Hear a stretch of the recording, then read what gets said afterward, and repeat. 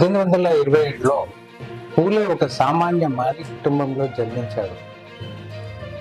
ఇది ఆ సమయంలో అత్యంత తక్కువ కులం కానీ ఆయన జీవితమంతా ఉన్నత ఆశయాలతో ముందుకు సాగాడు. పూలే తన విద్యను క్రిస్టియన్ మిషనరీ పాఠశాలలో పొందాడు. ఇది తన భవిష్యత్తు ఆలోచన ధోరణిని మలచింది. ఆ సమయంలో ఎక్కువ మంది తక్కువ కులాల వారికి విద్యా అవకాశాలు దొరకడం కూడా కష్టమే. అయినా పూలే తన విద్య పూర్తి చేసిన తర్వాత తన భార్య సావిత్రిబాయి పూలేతో కలిసి తక్కువ కులాల ప్రజలకు విద్య అందించడమే ధ్యేయంగా పెట్టుకున్నాడు. ఈ చర్య చాలా దార్శనికమైనది. ఎందుకంటే పూలే అర్థం చేసుకున్నాడు, ఒక సమాజం అభివృద్ధి చెందాలంటే అందరికీ సమానంగా విద్యావకాశాలు ఉండాలి అని. ఇది కేవలం విద్యా విప్లవమే కాదు, సత్యశోధక సమాజ్ అనే సంస్థ స్థాపించడం ద్వారా పూలే ధార్మిక సూత్రాలను కూడా తిరస్కరించాడు. పూలే విద్యలో ప్రొటెస్టెంట్ క్రిస్టియన్ ప్రభావం ఉండడం వల్ల ఆయన ఆలోచన ధోరణికి ఈ ప్రభావం ఎక్కువగా ఉండేది.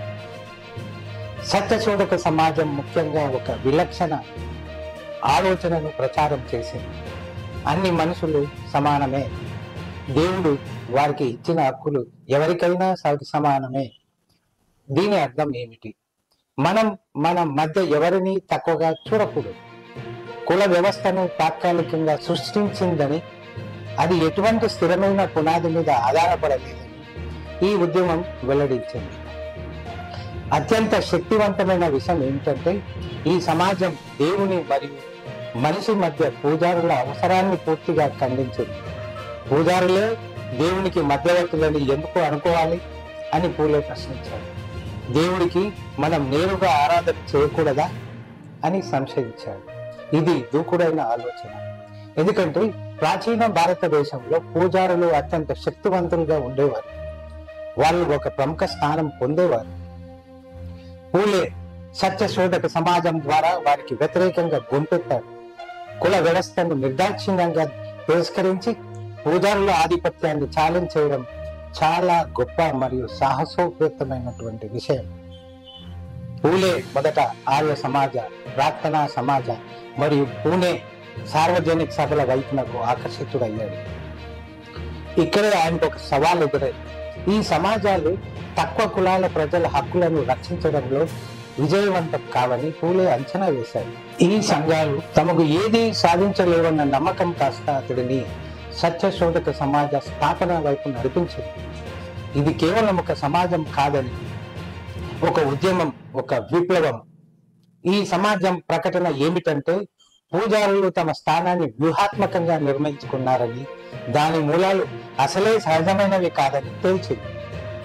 దాంతో తక్కువ కులాల ప్రజలు ఈ వ్యవస్థను సవాలు చేయడానికి పూర్తిగా హక్కు కలిగి ఉన్నారని తెలిపారు. పూలే తన ఆశయాన్ని కేవలం సాంఘిక మార్పు మీదే కాకుండా ఆర్థిక దృక్పథాన్ని కూడా కలగలిపాడు.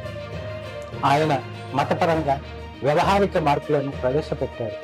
సత్యశోధక సమాజం తక్కువ ఖర్చుతో వివాహాలు జరగాలని, పిల్లల వివాహాలు నిలిపివేయాలని, అంతేకాకుండా విధవలకు పునర్వివాహం చేసే హక్కు ఉండాలని పిలుపునిచ్చింది. ఇది ఎలాంటి ధైర్యం అవసరమయ్యే అంశమో ఊహించుకోండి. అప్పటి సమాజంలో ముఖ్యంగా విధవలకు పునర్వివాహం అనేది ఒక పెద్ద చర్చనీయాంశం.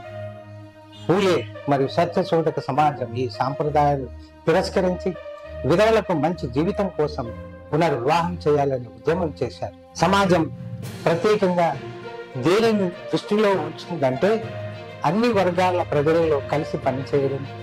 ఇది కేవలం తక్కువ కులాల వారితోనే కాదు, అన్ని కులాల వారితో, అందులో బ్రాహ్మణులు, ముస్లింలు, రైతులు, వ్యాపారవేత్తలు, జమీందారులు మరియు రాజపుత్రులు కూడా భాగస్వాములు అయ్యారు. ఇది ఒక గొప్ప కలయిక, ఎందుకంటే అది సామాజిక సవాళ్లను ఎదుర్కొనేందుకు ఒక సమైక్యమైన శక్తిని కల్పించింది అని పూలే భావించాడు. ఈ సమాజం తక్కువ కులాల ప్రజలలో అవగాహన కల్పించి వారి జీవితాలను మెరుగుపరచడానికి ఒక గొప్ప మార్గం. తదుపరి చర్చలు బ్రిటిష్ ప్రభుత్వంతో సంబంధం కలిగి ఉన్నాయి. పూలే బ్రిటిష్ ప్రభుత్వంపై మంచి అభిప్రాయం కలిగి ఉండి వారు తక్కువ కులాల ప్రజలకు న్యాయం చేసేందుకు నడుస్తారని నమ్మారు. ఈ విషయంపై పూలే బ్రాహ్మణుల నుండి విమర్శలు ఎదుర్కొన్నారు. వారు తనపై దాడి చేస్తూ బ్రిటిష్ ప్రభుత్వంపై ఆధారపడటం ఎందుకు, స్వాతంత్రం కోసం ఎందుకు పోరాడడం లేదని ప్రశ్నించారు. కానీ పూలే ఎప్పుడు చెప్పేవాడు, శూద్రులు తమ స్వేచ్ఛను విస్తరించాలంటే మొదట బ్రిటిష్ ప్రభుత్వాన్ని ఉపయోగించుకోవాలని. తర్వాత సత్యశోధక సమాజ్ మహారాష్ట్రలో రైతుల మధ్య ప్రాబల్యం పొందింది. కేవలం బోధనలతో కాకుండా తమాషాలు అనే ప్రజల కళను ఉపయోగించి పూజారుల అధికారం, వారి కుయుక్తులను రైతులకు వివరించడం ప్రారంభించాడు. ఈ ప్రజా నాటకాలలో గణపతి ఆరాధనతో మొదలవుతుండేది.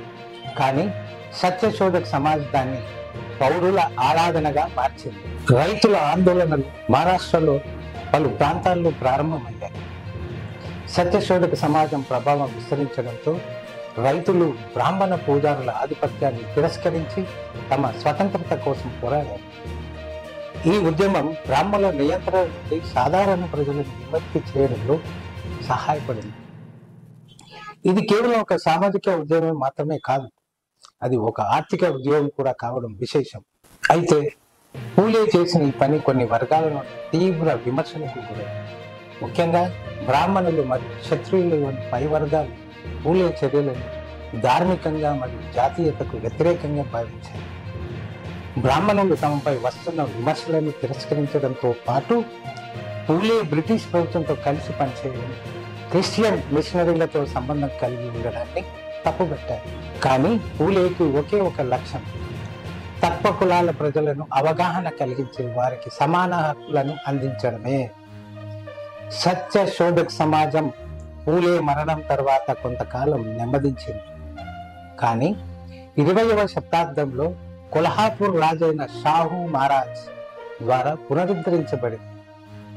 ఆయన కూడా సత్యశోధక్ సమాజం లక్ష్యాలను ముందుకు తీసుకెళ్లి తక్కువ కులాల ప్రజలకు అనేక రిజర్వేషన్లు మరియు హక్కులు కల్పించారు.